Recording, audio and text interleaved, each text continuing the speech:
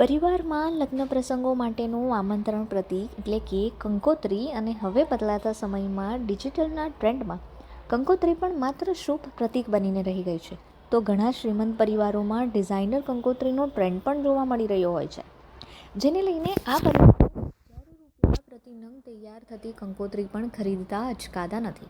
વળી આ વર્ષે ગત વર્ષ કરતાં ચોઘડિયા વધારે હોવાને કારણે આ વખતે લાખોની સંખ્યામાં લગ્નો થઈ રહ્યા છે, જેને લઈને સુરતના આર્ટિસ્ટો પાસે પણ અવનવી થીમ ઉપર પરિવારો યુનિક કંકોત્રી તૈયાર કરાવી રહ્યા છે. લગ્ન સિઝનની શરૂઆત થઈ ગઈ છે અને અલગ અલગ પ્રસંગોની ધમધમાટ પણ શરૂ થઈ ગયો છે. ત્યારે લગ્ન પ્રસંગની તૈયારીમાં એક અગત્યનું કાર્ય એટલે કે લગ્નની કંકોત્રી.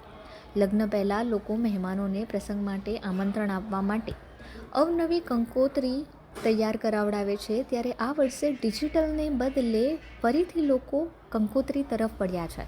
ક્રિએટિવ કોન્સેપ્ટ ઉપર રીયુઝેબલ થીમવાળી કંકોત્રી પણ જોવા મળી રહી છે, જેની કિંમત 2-5 હજાર રૂપિયા નહીં પરંતુ 20,000 કરતાં પણ વધુ હોય છે. હમણાં રિસેન્ટલી અમે કંકોત્રી બનાવી, જે કમ્પ્લીટલી તમે કહી શકો કે વુડમાં બનાવી છે. એનું આખું આઉટર કવરિંગ અમે લેધરમાં, આર્ટિફિશિયલ લેધરમાં કર્યું છે. એની સાઇઝ તકરીબન તમે સમજો ને કે 2.5 ફૂટ બાય 1.5 ફૂટની એની સાઇઝ છે.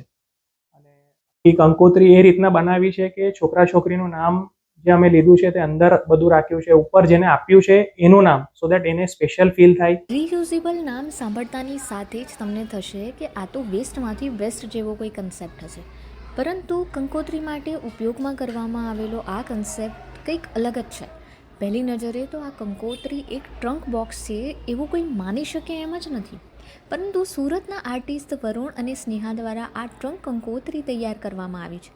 આ કંકોત્રી એ રીતે ડિઝાઇન કરાઈ છે કે તેમાં મૂકવામાં આવેલા ડ્રાયફ્રૂટથી લઈને ફિટિંગ બોક્સ પણ મલ્ટીપર્પઝ યુઝમાં લઈ શકાય એવું છે.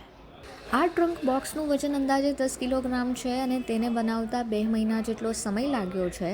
અને આ આમંત્રણ બોક્સ USA અને મુંબઈ જેવા સ્થળોએ મંગાવવામાં આવ્યા છે.